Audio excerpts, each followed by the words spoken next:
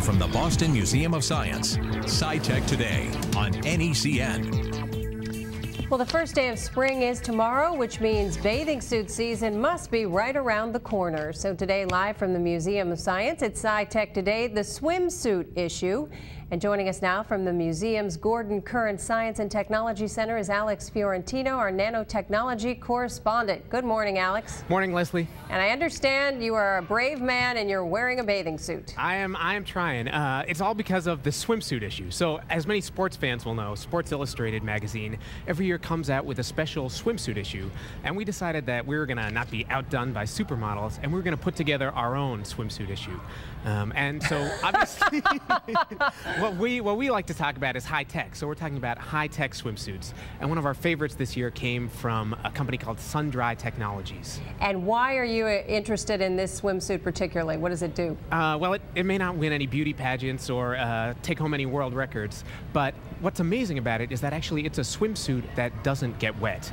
And it actually looks like this. And how does it not get wet? Well, so that's a really good question. And first, I want to show you just a real quick demo with one more swimsuit before we talk about how. And that is, this is a ladies' swimsuit, also made by Sun-Dry. And you can actually see this technology in action here. So when I pour the water on it, the water just runs right off. It doesn't absorb any water at all. So you're dry when you get out of the water? Is that how it works? So basically the way it works, I actually have an animation that goes with this. So if you could just roll that animation, I will explain. So basically the idea is that the swimsuit fabric is patterned with little tiny nanoparticles that give it a sub-microscopic bumpy texture. And so what happens when water droplets come down against the fabric is that there's actually not much there for them to stick to. And so since there's no surface contact, or very little surface contact, they just roll right off the fabric. Huh, and this is something that imitates nature, right? Yeah, that's the idea. And so basically this idea comes from lotus leaves or other kinds of leaves that have evolved to have water run right off of them. And I actually have a demo that goes along with this. So I didn't have a lotus leaf, but I have a kale leaf here. And so although this effect is called the lotus effect, in this case it's the kale effect. Okay. And if I pour water on the leaf, you can see the water beads up and just runs right off. Okay, and is that because they also have a bumpy texture? Yeah, exactly. So the leaf is patterned with little tiny nanoscale bumps, and that allows water to run off. And in the leaf's case, the water actually takes with it all the dirt and grime that would otherwise sort of clog up the leaf and block it from getting sunlight.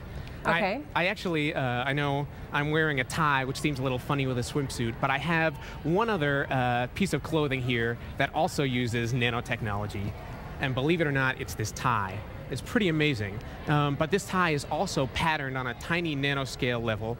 And so if I spill water on the tie, the water just runs right off. Ah, so when you drop your lunch on your tie, those are the they're called stain-resistant ties, right? Yes, exactly, and that's the idea.